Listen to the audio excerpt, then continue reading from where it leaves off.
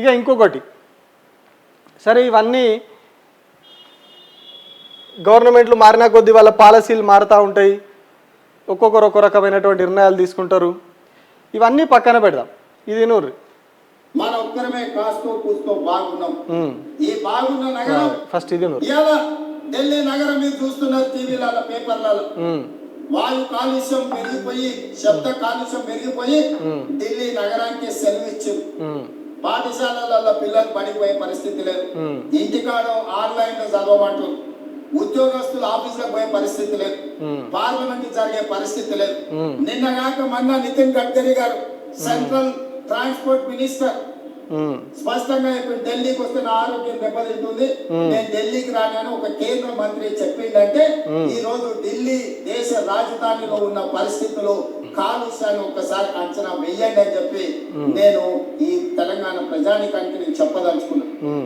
కేంద్ర మంత్రిగా ఉన్న నితిన్ గడ్కరీ గారు స్వయంగా స్టేట్మెంట్ ఇచ్చారు, ఢిల్లీలో పొల్యూషన్ అనేది పీక్స్ పోయింది, నేను ఢిల్లీకి వచ్చినప్పుడల్లా నా ఆరోగ్యం దెబ్బతింటుంది, దీన్ని ఏం చేయాలో తెలియని పరిస్థితి వచ్చిందని ఢిల్లీ మొత్తాన్ని సెలవు ప్రకటించి ఢిల్లీని బంద్ పెట్టే పరిస్థితి వచ్చింది. అంటే తొందరలోనే ఢిల్లీ నివాస యోగ్యత పట్టణాల నుంచి తొలగించి అక్కడ ఉంటున్న వాళ్ళు ఇతర ప్రాంతాలకు తరలి వెళ్ళిపోయే పరిస్థితి ఉంది. అదేవిధంగా బెంగళూరులో ట్రాఫిక్ జామ్లు మీరు చూసారు, చెన్నైలో వర్షాలు, బెంగళూరు, హైదరాబాద్ మన ఒక్కరమే కాస్తో కూస్తో బాగున్నాం.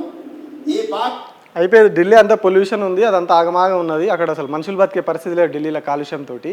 ఏదో కాస్త కూస్త మంచిగా ఉన్నదంటే మన హైదరాబాదే ఉన్నది. నగరం వేగంగా కాలుష్యం వైపు ప్రయాణం చేస్తుంది. ఈ కాలుష్యాన్ని నియంత్రించాలంటే ఆర్టీసీ కార్మికులు, రవాణా శాఖ సిబ్బంది నడుము బిగిస్తే తప్ప ఈ కాలుష్యాన్ని నియంత్రించలేని పరిస్థితి ఉన్నది. సామాజిక బాధ్యత ఇది. అంటే ఆర్టీసీ కార్మికులు, రవాణా శాఖ వాళ్ళు చేస్తేనే అవుతుంది, వాళ్ళతోటి అవుతుంది పర్యావరణాన్ని కాపాడడం. కానీ రాష్ట్ర ప్రభుత్వాలతోటి కాదు, చెట్లు పెంచుడు, ఉన్న చెట్లను కాపాడు, అడవులను కాపాడుతోటి కాదు, కేవలం వాహనాలు, పెట్రోల్ డీజిల్ వాహనాలు తీసేస్తే మాత్రమే పరిష్కారం అవుతుంది. ఇది భావోద్వేగం.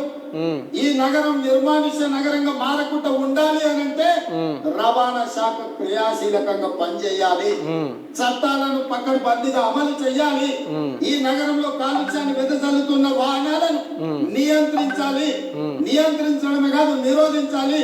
నిరోధించిన వాటిని 15 సంవత్సరాలు పూర్తయితే వాటిని స్క్రాప్ పంపించాలి. స్క్రాప్ కాల్సి తీసుకొచ్చినామా అంతే చెప్తున్నాడు, సరే చేస్తున్నారు. మరి ఎట్లా కాలుష్యానికి ఓన్లీ వాహనాలను, ఒక దిక్కేమో చెట్లని నరుకుంటూ పోదాం, ఇంకొక దిక్కు వాహనాలు తీసేద్దాం, సరిపోయిందా? పర్యావరణం అంతా బాగా ఏంది, మంచి స్వచ్ఛమైన గాలి వచ్చి ఢిల్లీ కాలుష్యంతో నిండిపోయింది, మన హైదరాబాద్ మాత్రం మంచిగా అద్భుతంగా ఉంటుంది. అప్పుడు అంటే చెట్లను నరికేసి వాహనాలను తీసేద్దాం అంటే లెవెల్ అయిపోతుంది. అంటే ఎంత దారుణం. ముఖ్యమంత్రి మాట్లాడి నిన్న ఇంకో అమ్మాయి అట్లే సేమ్ కౌంటర్ ఇచ్చింది రేవంత్ రెడ్డికి. అక్కడ స్టూడెంట్ ఏం మాట్లాడుతుండే ఆయన, అసలు అక్కడ జరుగుతున్నది ఏంటిది, ఇట్లా అన్నీ చేసుకుంటూ పోతే మనం కూడా సేమ్ నేను ఇప్పుడు ఏది చెప్పిండో ఆ ఢిల్లీ లాగానే మనం కూడా అవుతుంది. ఇట్లా ఇంత పెద్ద ఇన్ని వందల వేల చెట్లు ఉన్నాయి, అందులో చెట్లన్నింటినీ నరికేస్తున్నారు ఇప్పుడు మీరు డెవలప్మెంట్ పేరుతోటి. అన్ని చెట్లను నరికేస్తే ఒక్కొక్క చెట్టు నుంచి ఎంత ఆక్సిజన్ వస్తూ ఉండాలి, అట్లా అన్ని వేల చెట్లు ఒక రోజుకి అవి దాని నుంచి వచ్చే ఆక్సిజన్ ఎంత, అది ఎంత వెదర్ని ప్యూరిఫై చేస్తూ ఉన్నది. ఇదంతా ఏమవుతుంది మరి? ఇక్కడ ఈయననేగా మాట్లాడుతున్నాడు మరి ఢిల్లీ లెక్క అవుతున్నది, ఆగమవుతున్నది, కాలుష్యంతో నిండిపోతున్నది అని. మళ్ళీ ఆయననే చెప్తాడు అంత ఆగమైంది, అది అయిపోయిందని. అంటే ఇంత జరుగుతూ ఉంటే కూడా ఇప్పుడు సేమ్ మొన్న ఆ వికారాబాద్ అడవులలో కూడా నేవీ రాడార్ సెంటర్కి భూములు ఇచ్చారు. చాలా అప్పుడు కొందరు పోయి గొడవలు చేసారు, విమలక్క లాంటి వాళ్ళు పోయి అక్కడ గొడవలు చేసారు, ధర్నాలు చేసారు, ఇవన్నీ చేసారు, అయినా కూడా గవర్నమెంట్ ఇచ్చేసింది అక్కడ. కానీ ఇప్పుడు అసలు అర్థం కాని విషయం ఏంటి అంటే ఇప్పుడు ఏ ఒక్కరు రారు అసలు. ప్రజా సమస్యలు, ఇట్లాంటి సమస్యలు, విద్యార్థుల సమస్యలు అంటే ముందుండే విమలక్క కనిపిస్తలేదు. అసలు గత ప్రభుత్వంలో ఇట్లా చీమ చిటుకుమన్నా లేచూరికి వచ్చే కోదండరామరెడ్డి కనిపించాడు, హరగోపాల్ సార్ కనిపించాడు, ఆకునూరు మురళి కనిపించాడు. ఇట్లా చెప్పుకుంటూ పోతే ఇంత పొడుగుంటుంది మేధావుల లిస్టు, మేధావులను చెప్పుకునేటోళ్ళ లిస్టు. మరి ఏరి ఒక్కరు లేరు, ఇన్ని వేల చెట్లు నరుగుతూ ఉన్నారు అక్కడ.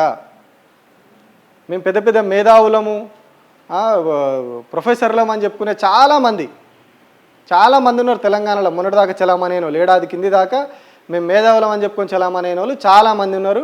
అప్పుడు చీమ చిటుకుమన్న నిజ నిర్ధారణ కమిటీలని అదని ఇదని అధ్యయన బృందాలు అని చెప్పి వేసుకొని పోయి రచ్చ చేసిన వాళ్ళు చాలామంది ఉన్నారు. మరి ఏ ఒక్కరు కూడా ఇప్పుడు కనిపిస్తలేరు, ఒక్కరు కూడా. అక్కడ ఎంతసేపు స్టూడెంట్సే కొట్లాడుతూ ఉన్నారు తప్పితే అక్కడికి ఎవరు పోయిన పాపాన లేదు, వాళ్ళకి మద్దతు తెలిపిన పాపాన పోతలేరు. రాజకీయ పార్టీలు ఏదో రాజకీయం చేయడానికి వాళ్ళు పోతారు చేస్తారనుకుందాం, వాళ్ళని పక్కన పెడదాం. మరి వీళ్ళు మేధావులు పోవాలి కదా.